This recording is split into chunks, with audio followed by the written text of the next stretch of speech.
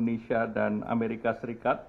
Amerika Serikat sudah mengumumkan joint statement pada tanggal 22 Juli yang lalu, dan joint statement itu adalah intisari daripada joint statement yang sudah disepakati oleh dua pihak.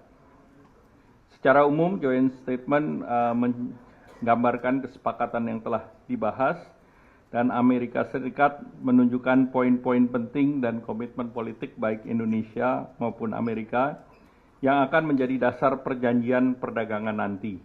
Kemudian kalau terkait dengan data pribadi, itu sebetulnya beberapa data pribadi kan sebetulnya merupakan praktek dari masyarakat pada saat daftar di Google, di Bing, melakukan e-commerce dan yang lain.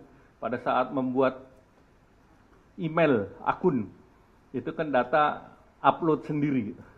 Dan data-data gini tentu ini data pribadi, dan bagi kesepakatan Indonesia dan Amerika adalah membuat protokol untuk itu.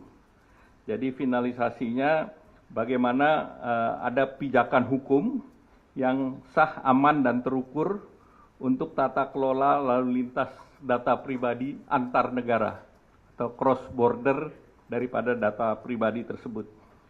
Dan ini adalah menjadi dasar hukum yang kuat untuk perlindungan data pribadi warga negara Indonesia. Dan ketika menikmati layanan cross border. Nah, cross border itu kan bukan hanya ke Amerika Serikat tetapi ke berbagai negara lain. Jadi itu sudah Indonesia sudah persiapkan protokol. Salah satunya protokol seperti di kawasan digital Nongsa. Di kawasan digital Nongsa dipersyaratkan security-nya itu bukan hanya security daripada segi digital, tetapi juga security physical.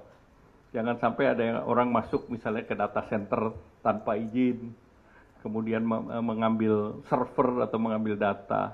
Demikian pula keamanan kabelnya sendiri.